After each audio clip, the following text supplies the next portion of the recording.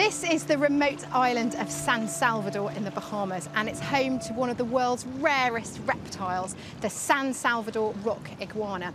Now, with maybe only a couple of hundred of these left in the wild, their removal from the natural environment is forbidden by international law.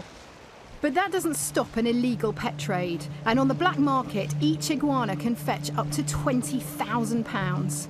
Back in February, there was an audacious attempt to smuggle 13 into Britain. 2 Romanian females were travelling back from the Bahamas. They'd actually made the decision to go through the Green Channel, nothing to declare, and that is actually where they were intercepted by the officer. He conducted a full examination of their luggage. One of the suitcases, he opened it up, inside of which was a towel, and when he pulled back the towel, he, as he described it, saw large lizards that had been smuggled inside socks. At that point, he shut the suitcase up. I was actually on duty that day. I received the call. I advised him that we would send someone from the quarantine station and we would have officers, including myself, from our team, attend Terminal 5. So when you arrived, were they still in the suitcase? They had actually removed the iguanas into separate containers to do an identification and also to make sure that the animals were alive. Unfortunately, one had died, but the rest were okay. They advised us that these were actually San Salvador rock iguanas, a critically endangered species. I've been doing this for 24 years, and it's probably the most significant case that I've been involved with.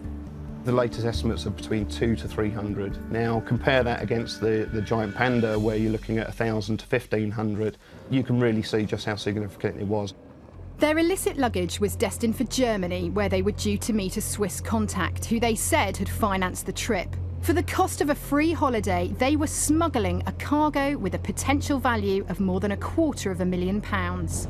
At Isleworth Crown Court, Angela Alina Bita and Victoria Oliva Busca both pleaded guilty to illegal importation. And on Thursday, the 3rd of April, they were each sentenced to 12 months in prison, which they're currently serving at Holloway. Sentencing the women, Judge Philip Matthews said, "There is a market for such creatures, and for as long as people such as yourselves perpetrate the facility for them to be smuggled out of the Bahamas, that trade will continue." Since their seizure back in February, the iguanas have been looked after round the clock by the specialist team at the Animal Reception Centre at Heathrow. Well, they were transported tucked into socks in someone's luggage, so as you can imagine, our worry is that they're going to be dehydrated, that they've perhaps got sort of injuries from tight packing. Considering that, they weren't too bad, but they're certainly in a lot better condition now. And how have you been looking after them since they've arrived? Well, they've got sort of a range of food items. They're in individual vivariums, trying to keep them all isolated with the heat gradient and UV lighting and all the specialist things that reptiles need. So important to these iguanas that the Bahamian High Commissioner has been sent to Heathrow to observe as the Animal Reception Centre team prepare for their safe return to the islands. The people of the Bahamas are very pleased that these iguanas are being returned to them. I've never seen such cooperation on animals yet in the year and a half I've been here. I'm told by the UK authorities that this is only the 2nd time that animals have been repatriated from London back to its original country. How important is it that they are returned? We think the Bahamas is paradise. We take anything out of the paradise, we want it back. One of the original 13 iguanas died when they were smuggled into the UK, and the Animal Reception Centre wants to minimise the risk that the stress of the journey might kill any more of the surviving 12. They're going to go into individual pillowcases with shredded paper in there. They'll then go into a compartment within an insulated box with air holes that's then all properly labelled up, so it does get handled properly, it's not upside down. Transporting them by air is a risk, so we'll be taking every precaution that we can. It's now 6 a.m. and the iguanas are on their way to a flight bound for Nassau in the Bahamas. No more can be done now to ensure their safety, and the 9-hour flight will be a nervous wait for us all.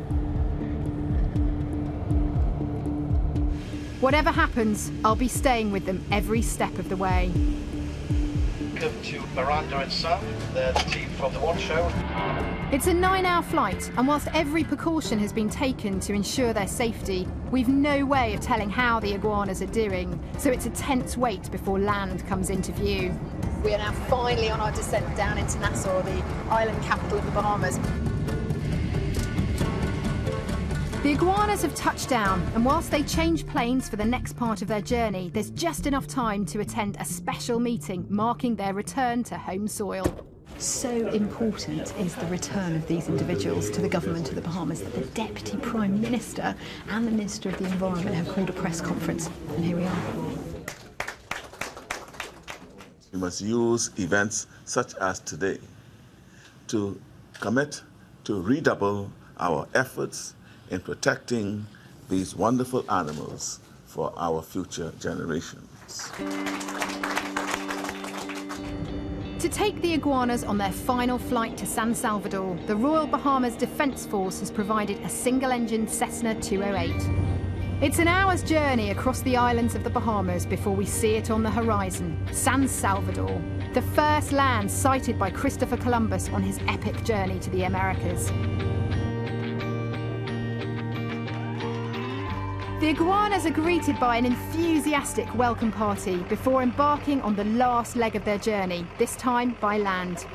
They're on their way to the Iguana Research Centre, where they'll be monitored in quarantine before finally being released back into the wild.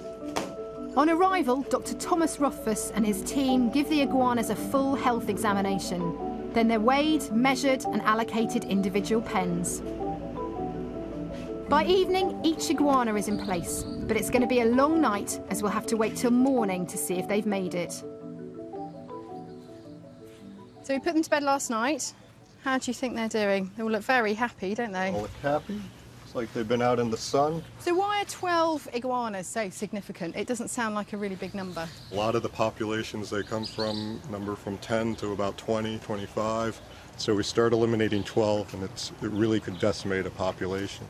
And what about the future for the population of the iguanas as a whole? How's it looking? The news stories when it started coming out about the capture of these smuggled iguanas, a lot more attention came to the plight of this animal.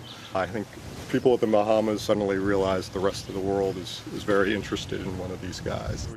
The iguanas will be held at the research centre for 2 months before they can be returned to the wild. But to see the kind of habitat into which our iguanas will eventually be released, I'm travelling to Green Key, a small neighbouring island.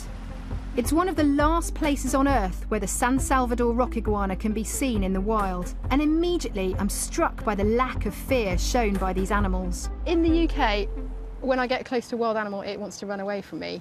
And this chap has just turned around. He looks really interested in us, like we're no threat at all.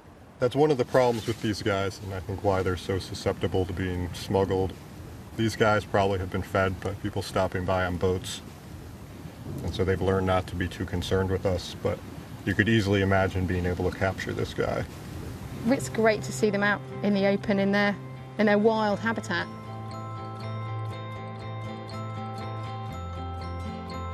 Our iguanas have certainly had an adventurous last 6 months, but now they're back on home soil and soon to be released out into the wild to join fellas like this one here.